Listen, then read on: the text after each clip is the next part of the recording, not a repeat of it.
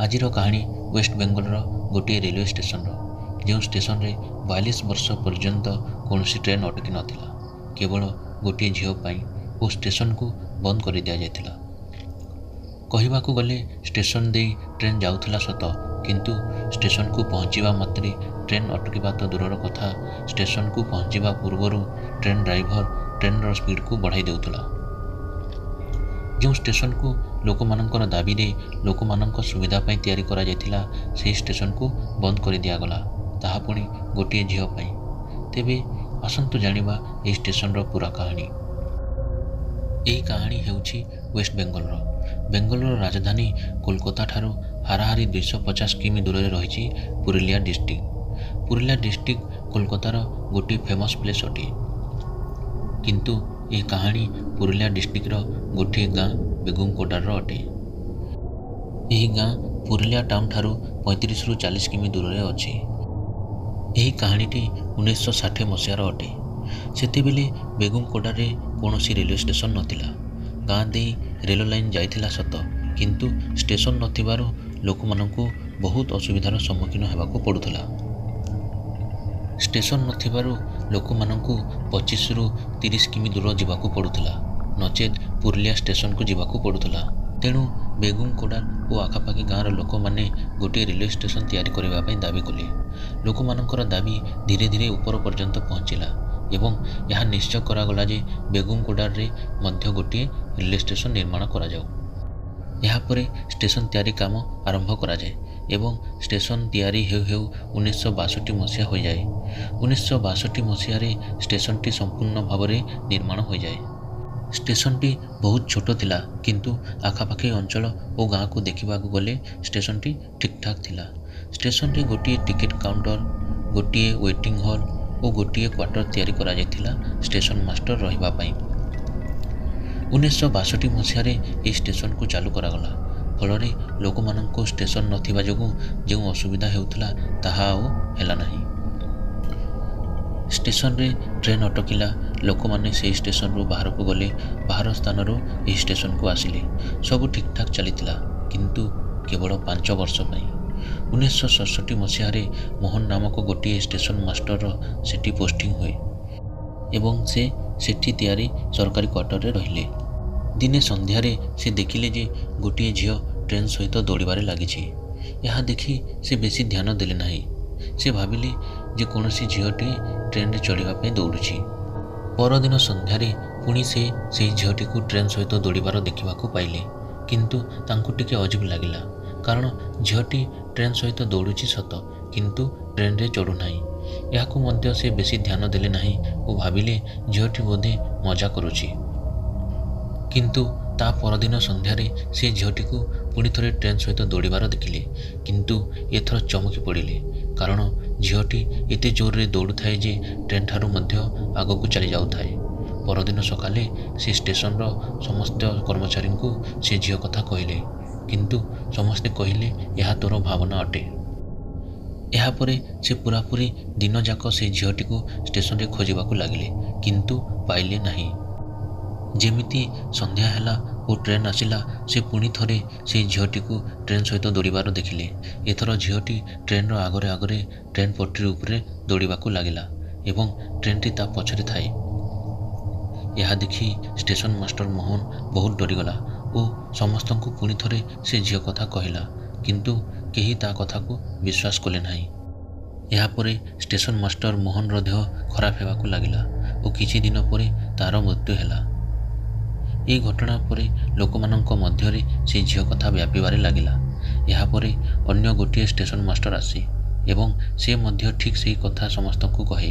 से कहे जे पर्यंत ट्रेन आसी नाही से झीलटी देखा जाए नहीं, किंतु जेमिति कौनसी ट्रेन आसे से झीलटी ट्रेन सहित दौड़बाकू लागे। केबे ट्रेन आगरे आगरे दौड़े तो केबे ट्रेन पटरी उपरे दौड़बाकू लागे।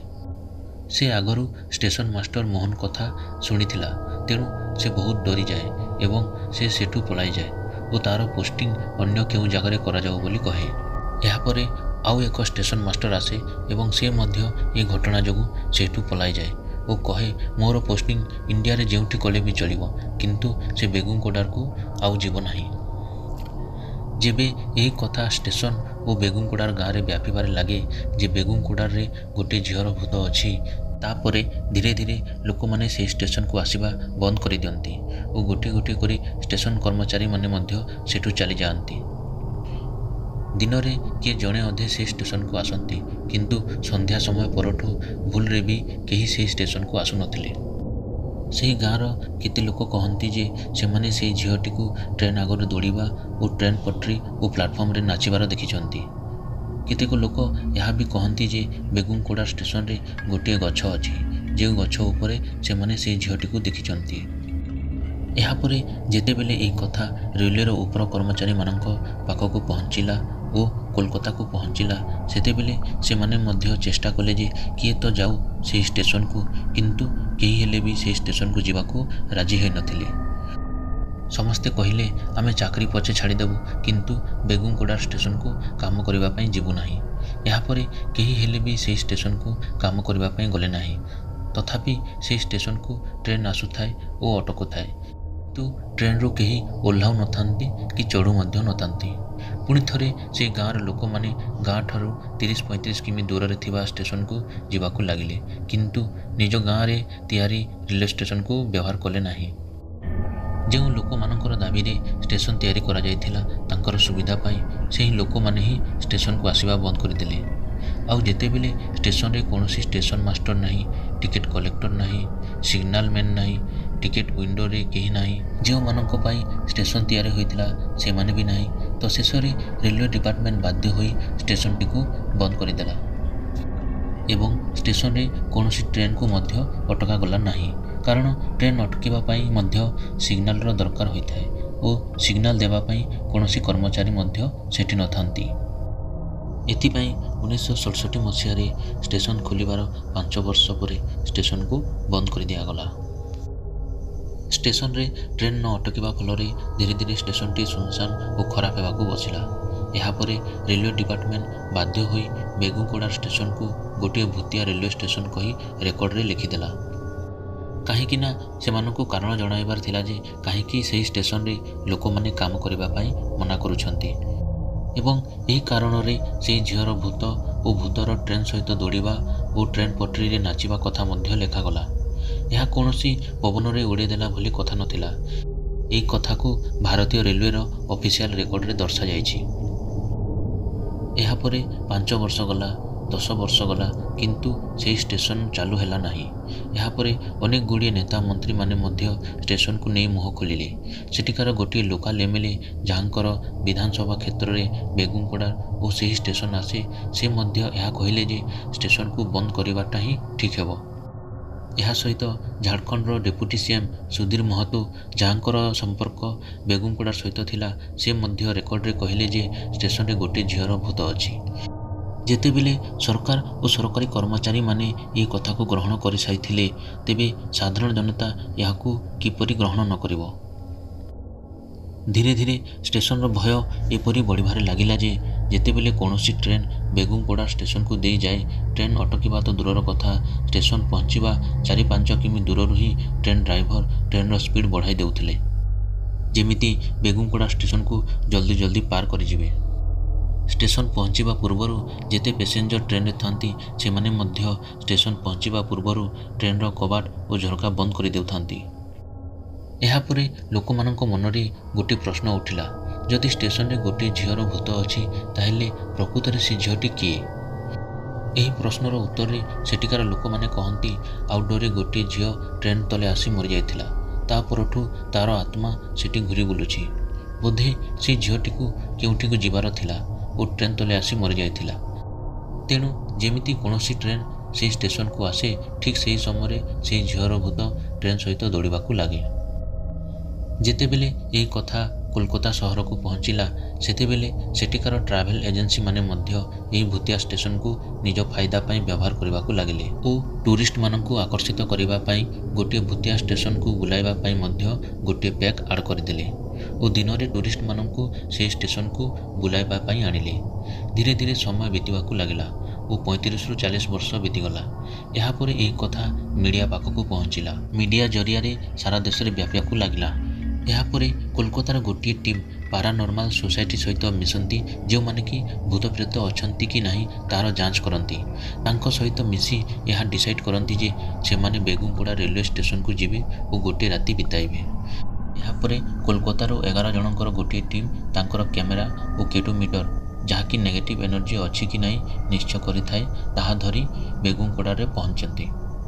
बेगुंपड़ार पहुँचवा पर से माने सेठिकार लोक मानक सहित स्टेशन विषय कथबार्ता करती किंतु सेठिकार लोक माने से टीम काम रे खुशी नथांती एवं से मानकु सेठी राति रे रहिबा पई मना करती और कहती जदि से माने राति रे स्टेशन रे रहिबे तेबे से मानकर मृत्यु हटिबो। किंतु से टीम ता जिद रे पूरापूरी अटल थाए। से टीम राति रे से स्टेशन रे रहे एवं पूरा राति स्टेशन रो प्लाटफॉर्म रे ट्रेन पटरी रे आउटडोर रे और सेठी थिबा गछरे पूरा राति कैमेरा और केटोमीटर धरी चेक करे किंतु राति रो सकाल हो जाए ना तो तांको कैमेरा रे और केटोमीटर रे किछि रेकॉर्ड हुए ना ही तांको कोनोसी झियो भूत देखबाको मिले।